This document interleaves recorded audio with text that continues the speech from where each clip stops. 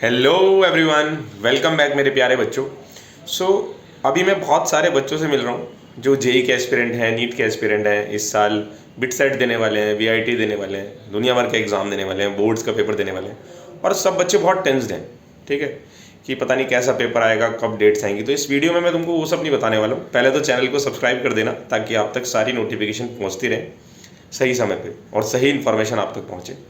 ठीक है, मैं आपको ये बता रहा हूँ कि बहुत सारे बच्चे बोल रहे हैं सर क्वेश्चन ही नहीं हो रहे, सिर्फ थियरी समझ में आ रही है। थियरी समझ में आ रही है, क्वेश्चन तो होता ही नहीं है। मेरे से फिजिक्स का, केमिस्ट्री का ये क्वेश्चन नहीं होता है, मैथ्स में वो नहीं होता है। मैं क्या कह रहा हूँ आपको, मैं आपको ये बोल रहा हूँ कि किसने बोला आप पूरे सिलेबस के चक्कर में पढ़ो।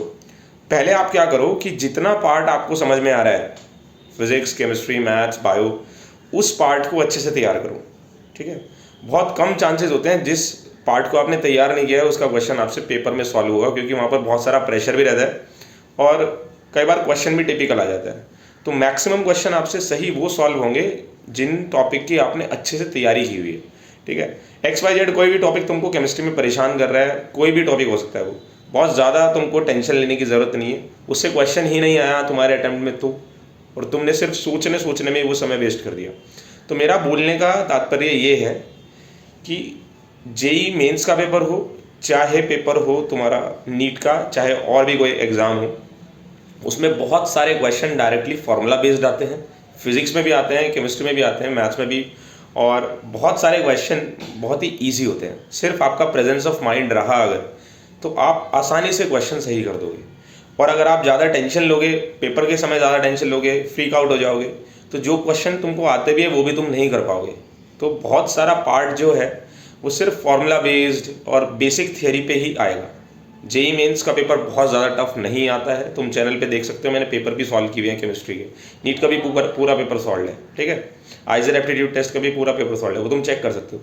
तो मेरा बोलना आपको ये है कि ये जो समय है टाइम वेस्ट करने का नहीं है, सोचने का नहीं है कि क्या करूँ क्या ना करूँ, डेट्स कब आएंगी, वीडियो देखता रहूँ। सही चैनल को फॉलो करो और अपनी पढ़ाई पे ज़्यादा ध्यान दो। कोई भी अपडेट आएगा वो तुम तक पहुँच ही जाएगा, है ना।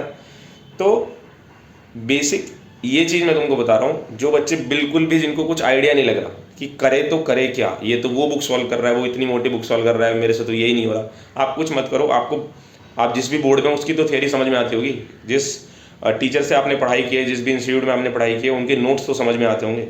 तुम सब कुछ छोड़ के वही नोट्स कर लो, तुम सब कुछ छोड़ के अपने बोर्ड्स वाली बुक के क्वेश्चन सॉल्व कर लो। ठीक है, जैसे तुम्हारा स्टेट बोर्ड का जो भी बुक आता है, जैसे महाराष्ट्र में आता है सीईटी का ऑब्जेक्टिव का बुक, वो तुमको आता है ना, वो तो सॉल्व कर लो।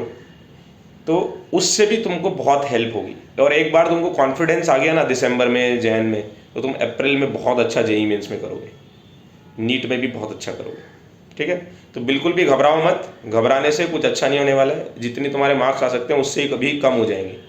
और ध्यान रखना, मैं तुमको आज भी बता रहा हूँ, पेपर सॉल्व करते हुए बताऊँगा जब जेई का, नीट का पेपर सॉल्व करूँगा। पेपर तुम्हारा बहुत सारा बहुत बेसिक आएगा जेई का और नीट का, और बहुत बच्चे पैनिक कर जाते हैं और आती हुई चीज़ गलत कर देते हैं। तो ये मेरी तरफ से एक बहुत ही इंपॉर्टेंट चीज़ थी आपके लिए। जैसे मैं देख रहा हूँ कि बच्चे बहुत टेंस हो जा रहे हैं। और वीडियो को लाइक कर देना, चैनल को सब्सक्राइब कर देना, वीडियो को बच्चों को तक शेयर भी कर देना, ताकि अगर किसी को बहुत प्रॉब्लम भी हो रहा है तो इससे उसके मार्क्स बढ़ सकते हैं। ऑल द वेरी बेस्ट बच्चों, थैंक यू।